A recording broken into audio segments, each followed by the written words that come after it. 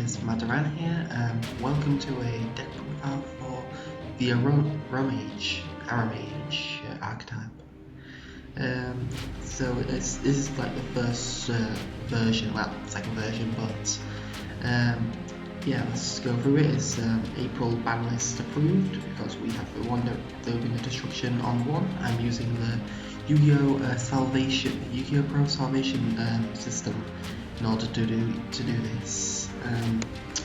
So we have Aromage Bergamot, which is the piercer.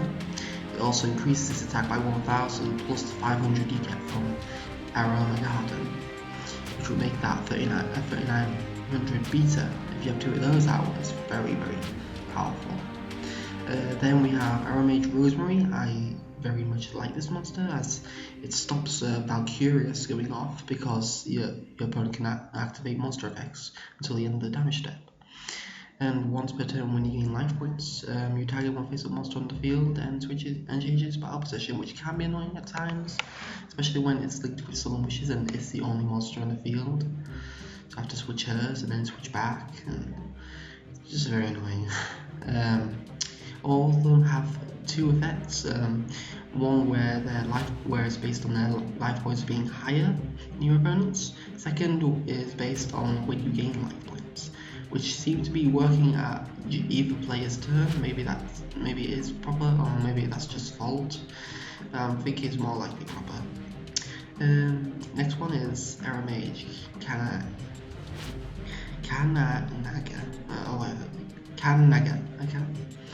I can't pronounce that. She decreases all the opponent's monsters by 500 attack and defense. And once per turn, when you gain life points, you can tag one spell trap on the field into the opponent's hand. That's why I'm not using MST at this present moment in this build, because the back row is cleared from her and doesn't OTK. Low Fire Blossom, this is now restricted. I've got no rings above them, but I'm not reading free because it depends on what I have out. If I have Yuki Saji out, I'll bring out Rosemary. If I have no monsters out, I'll bring out Bergamot or Jasmine, which is amazing in this deck. So yeah, next one, Yuki Saji, new card from I believe Cross. I don't usually use her effects, but it's a good hand trap, to be honest. During either player's turn, when the monster effect is activated on the field, or when a face-up spell trap card is activated, you can send this card behind to the graveyard to destroy that card. It doesn't negate, I should mention, it does not negate. The real reason I'm using her is she's a tuner that's level 3 and a decent defense. She can be linked with emergency teleports.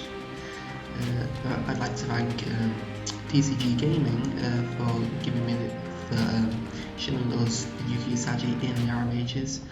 Well, I believe it was them, or was it Yu-Gi-Oh! Pro, Yu-Gi-Oh! Hack 137, one or the other.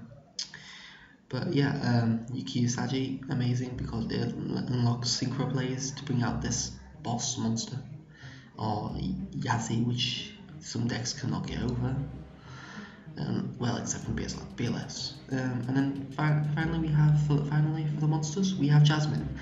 When your life points are higher, she becomes a caster, and once per turn you may draw a card if you gain life points. So having 3 out of those will give you 3 pluses in one turn. When the opponent activates Upstart Goblin, that gives you a plus as well. Okay, so spells, Ancient Leaf. This is for greed for the deck. Don't need to use Upstart because that gives them advantage and weakens my monsters. But Duality, because our special summoning does not help us. Supply unit, I haven't tried, but not many monsters in it. So using Ancient Leaf, if you have 9,000 life points or more, you can pay 2,000 life points to draw 2 cards. So agreed right there. I've nearly decked out using this deck. Well, against Many Abyss, there was a real more or less stalemate, but it's very powerful, this card. Next one, Staple Reijeki, and also Staple Compulse and Bottomless and Vanity for my decks. And Ring of Destruction, I'll be trying out as a staple in this. Terraforming, I'm using that because this is what I took MSTs out for, because I need to get this card. If I don't get this card, the deck is gonna fall flat on its face. And it's really MSTable. It's an MSTable target for my opponent, to be honest. So sometimes I can end drawing terraforming and have not used all my cards, so it becomes a dead draw. But it's necessary. Next one, Poison of the Old Man, 2 of those. I'm using this as one for a Gaga Cowboy, the Gaga Cowboy effect, which can defeat your opponent if they're really low. You've beaten them down with Bergamots or Weaving, or even Dark Strike Keeper.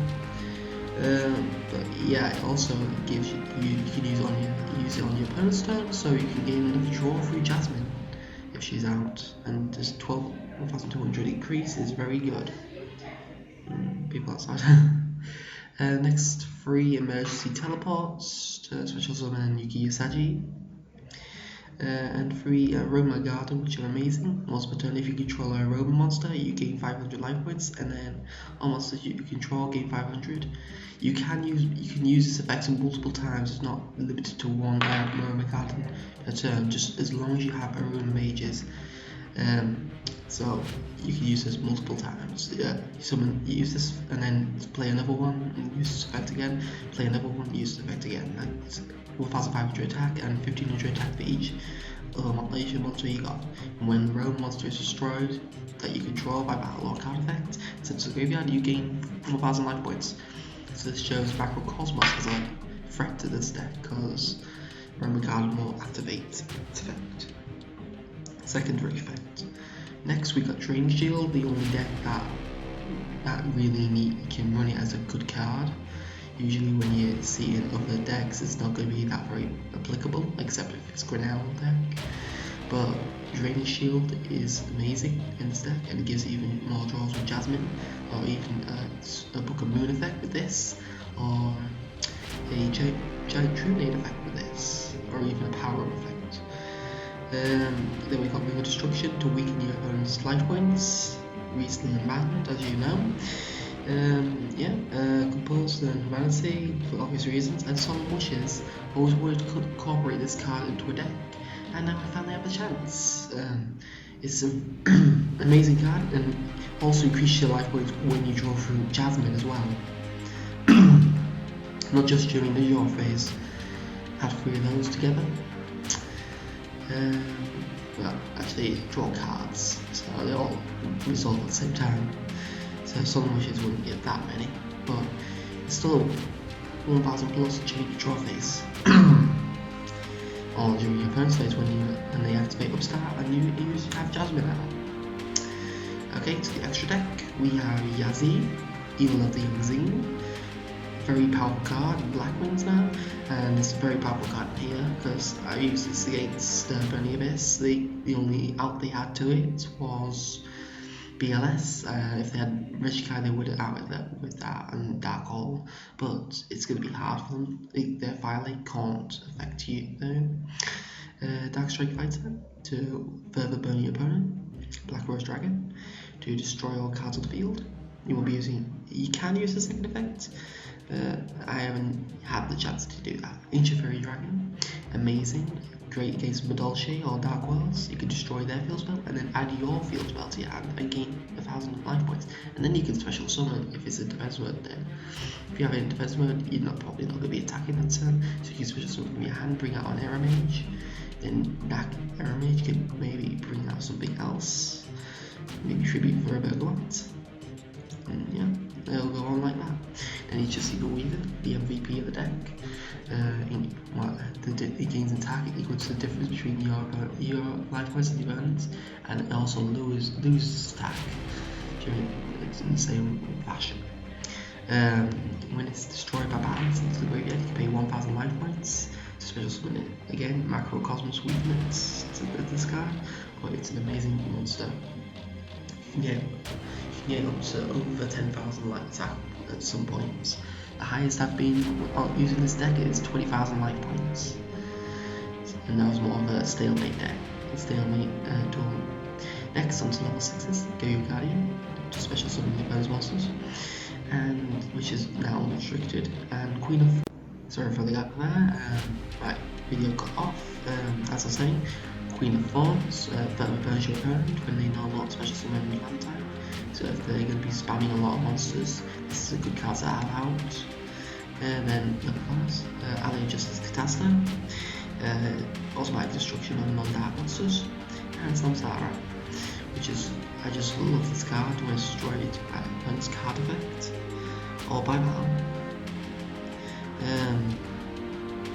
It can special summon a monster from your player's graveyard, so it's basically a monster reborn in that sense, but it doesn't bode well when you return it to the extra decks with something like compulsory evacuation advice.